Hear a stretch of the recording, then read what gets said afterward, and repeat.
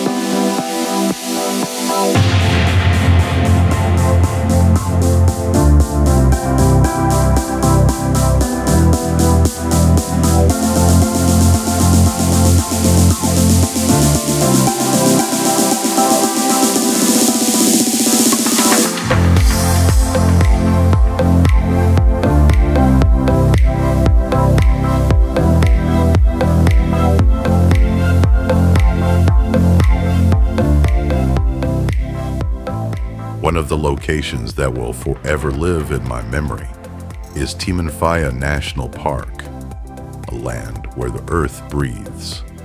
At a hidden depth beneath the surface, heat still simmers. During demonstrations, water is poured into fissures and erupts into steam. Timanfaya was declared a national park in 1974, but its volcanic era reaches back further. Massive eruptions between 1730 and 1736 transformed vast parts of the island. We also visited the wine region La Geria, where local winemakers, including our friend Dario Rodriguez, commercial director at Bodega La Geria, cultivate vines in volcanic ash. The technique involves planting in pits that capture morning dew and shield roots from scorching sun. The result feels almost miraculous. One of my favorite beaches is Papagayo, part of the protected Monumento Natural de los Ajaches. Its sandy coves and calm waters draw naturists, especially in its more secluded corners. Access is via dirt roads or on foot. As we walked through the Papagayo coves, feeling the wind and taking in the wild landscape, the contrast of black rock and white sand, the silence of the sea, that's the Lanzarote that etched itself into me.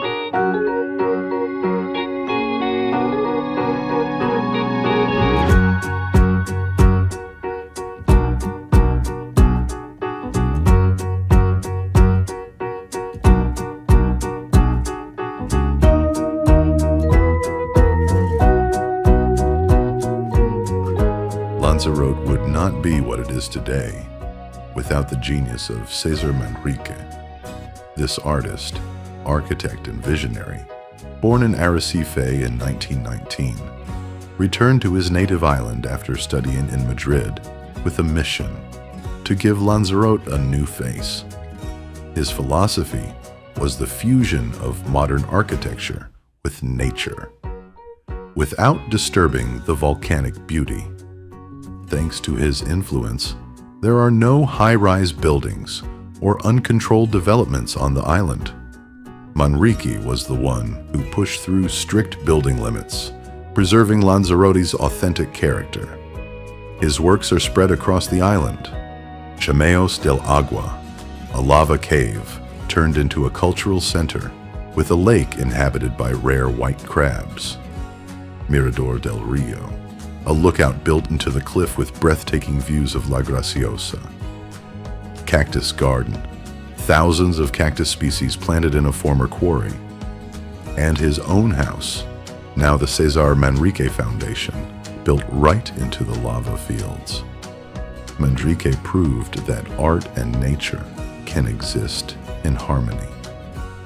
His legacy is still felt in every detail of the island.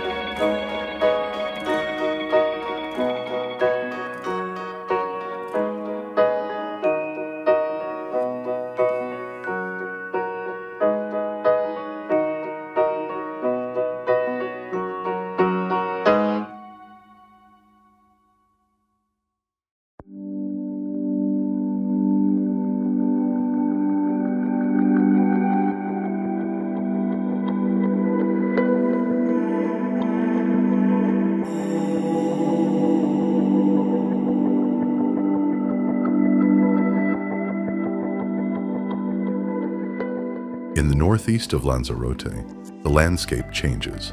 There is more greenery, palm groves, and a tranquil atmosphere. Haria, also called the Valley of a Thousand Palms, is a charming town where César Manrique spent the last years of his life. Narrow streets, whitewashed houses, and traditional markets give it a truly authentic charm. Nearby lies the oldest volcano on the island, Montaña Corona, which erupted more than 20,000 years ago and still dominates the north of Lanzarote.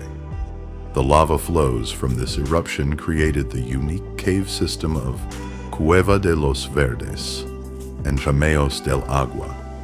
By the sea, you'll find Arrieta, a small fishing village with the beautiful Playa de la Geria, a quiet beach perfect for swimming, and restaurants serving the freshest seafood.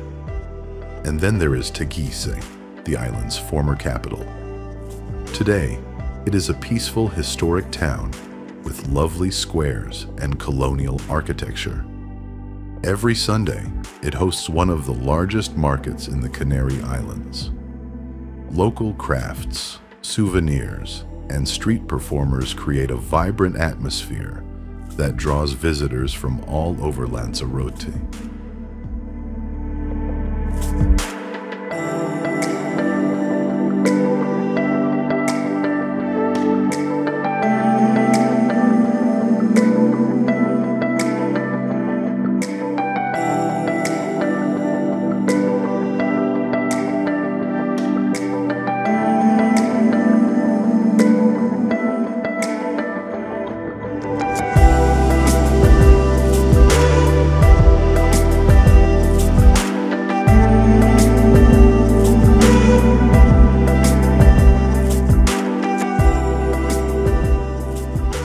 The western coast of Lanzarote is among the island's most dramatic landscapes.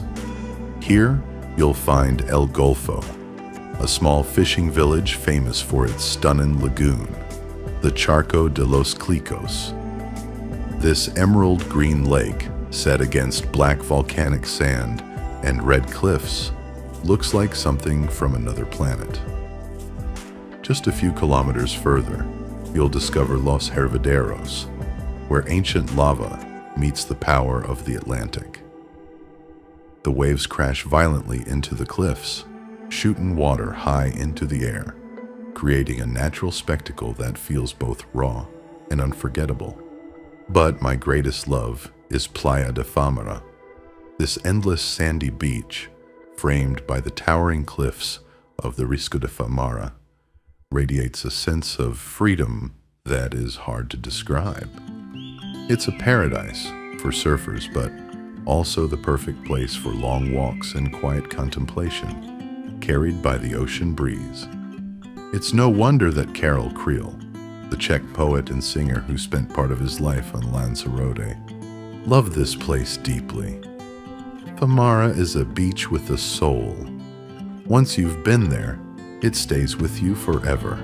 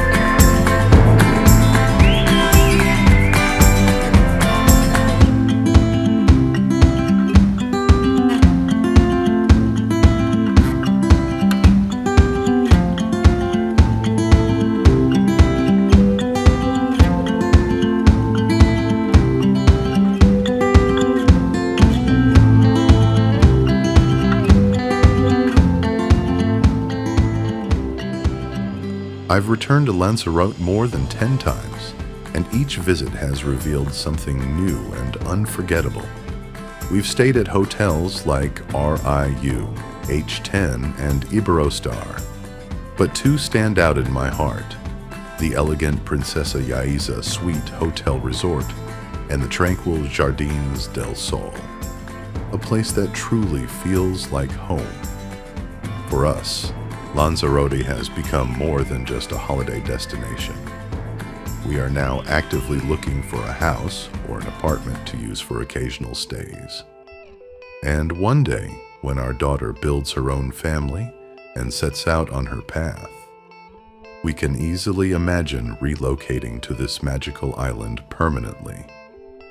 Because Lanzarote isn't just a spot on the map, it's a part of our lives.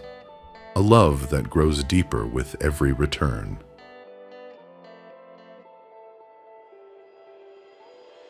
Dear friends, thank you for watching.